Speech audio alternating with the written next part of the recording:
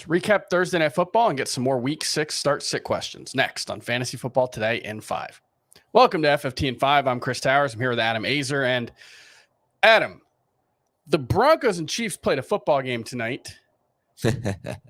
Moving forward, I don't really want to talk about the game too much because the Broncos are a disaster, just as big a disaster as they were last season. And the Chiefs are just weirdly not great for fantasy. And, you know, I saw a tweet from Heath, our resident Chiefs fan, and he was quoting someone who said the Chiefs are boring as hell. And he said, #factual Twitter, no reason to be otherwise. Would be more fun if somebody in the AFC pushed them. And look, the schedule gets a little more difficult. Here we got the Chargers and the Dolphins in 2 of the next 3 games. Are there over under 3.5 fantasy relevant players between the Chiefs and Broncos rosters right now? Right now or rest of season? Rest of season. I think over. I think one of the Broncos, like we're going to be at least debating, should we start Judy or Sutton? You know, Sutton had the touchdown.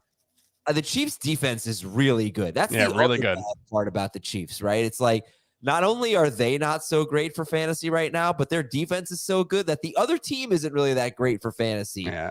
And they don't have to win shootouts anymore. But I just remember a couple of weeks ago thinking, man, like Mahomes is definitely not QB1 anymore. I'm definitely taking Allen over him. And then I was like, well, you know what? He's got the Vikings and the Broncos in the next 2 games. And then he's just not getting it done. It's really frustrating. This is one of the only times I've ever had a Patrick Mahomes team because, you know, we're never the ones to draft a quarterback in the first round or second round or anything. But this is a super flex league. So I took Mahomes 1.1. And it's so frustrating. I don't know that it'll probably improve, right? I mean, he's throwing for a lot of yards. Got to figure more touchdowns. He had an interception in the end zone. But there is no way he's QB1 this year to me.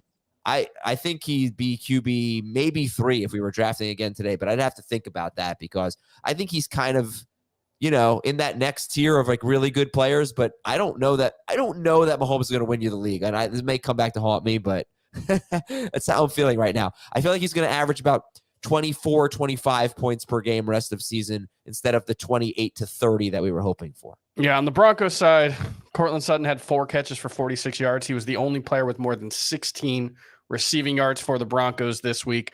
It was a 4-way split in the backfield. Michael Burton, fullback, was taking on a lot of the third down roles for the Broncos. Samaje Perine still involved. Jaleel McLaughlin, 9 touches. Javonte Williams, 10. No targets for him. It's just, my preference is to just not have anyone on the Broncos in my starting lineup.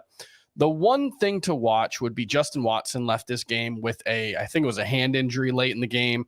Rashee Rice, 4 catches, 72 yards, continues to make plays and continues to run less than 50% of their routes, play less than 50% of their snaps. Maybe the Justin Watson injury, if it's serious, can push Rashee Rice up, but not someone you can start, but someone that, you know, I want to have on my roster because he's posted really positive per route and per target production numbers so far. Let's move on to some week 6 start-sit questions now that we've kind of finished commiserating about the state of the Broncos and Chiefs for fantasy. And Adam, you had an interesting tweet. Was it more than one tweet or just one about Geno Smith and just what's been holding him back? I've still got him as a top 12 quarterback this week. I'm excited for what I hope will be a shootout with the Bengals. But you've got some thoughts on what's gone wrong for Geno Smith. Why don't you share them with us? Well, they're not throwing it quite as much. He's averaging, I think, about 2.5 pass attempts fewer per game, but he's not throwing the deep ball as much. He has the lowest intended air yards per pass attempt in the NFL. And last year, he was so good at deep completions, deep touchdown passes, and those are just not happening. Additionally, Ken Walker is vulturing a lot of touchdowns. He's got 5 rushing touchdowns in 4 games. Last year, I think the running backs had 11 rushing touchdowns in 17 games. Geno Smith is also not running nearly as much, about 15 fewer rushing yards per game. I think you sum it up, he hasn't had to do that much this year. Their defense has been better. They faced the Panthers and the Giants. The one game where he was good was that overtime game against the Lions. Yep. So I think, you know, those things are correctable, I think. Correctable might not be the right word. Those trends might reverse themselves. if they get into a shootout. And that would be the hope. So I could see it. But right now, that magic that Geno Smith had, particularly on deep balls last year, it's not there. I will say, hopefully, coming out of the bye, DK Metcalf's been playing through a rib injury. Hopefully, coming out of the bye, he's a little healthier. And, Jackson Smith-Njigba, we usually hope that rookie wide receivers play a little better after the bye. So hopefully that'll happen. I do like putting together a little Geno Smith, JSN, Tyler Lockett stack for my DFS lineups this week. I think that'll be a relatively low roster rate. And I want to get your thoughts on a couple other players before we go. Sounds like Deontay Foreman's going to have a real opportunity to be the lead back for the Bears this week. Where would you rank him? Is he a top 20 running back?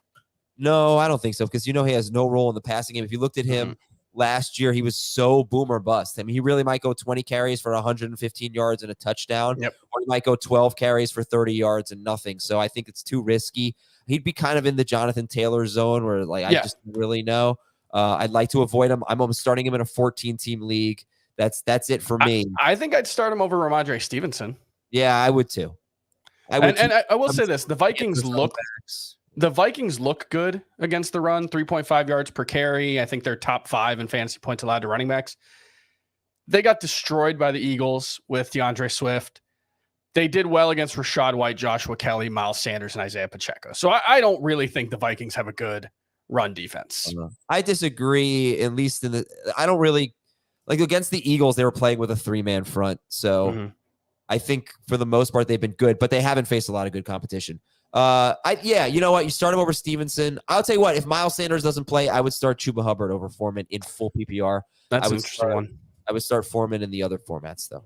All right. That's going to do it for FFT and 5. We'll talk to you tomorrow.